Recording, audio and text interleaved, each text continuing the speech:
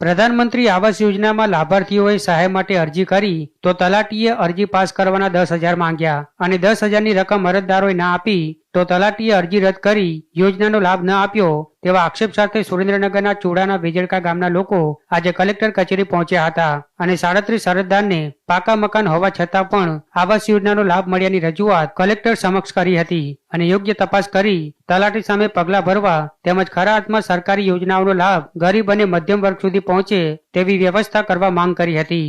અરજી વારંવાર કરતા છતાં કોઈ અમને જવાબ નથી દેતો અને તલાટી પાસે જાય તો એ ધમકી આપે છે કે જા કે નથી તને કંઈ દેવાનું આવે છે અને અમારી પાસે સ્વરૂપ વિડીયો છે કે ગાય બોલે છે ગેરશબ્દ બોલે છે તો છતાં કોઈ અમને કોઈ જવાબ નથી દેતો. કેટલા પૈસાની માંગણી કરી? 10,000 રૂપિયાની માંગણી કરે છે. ના આપતા શું કર્યું? ના આપતા અમારા નામ 2 રદ કરી નાખ્યા.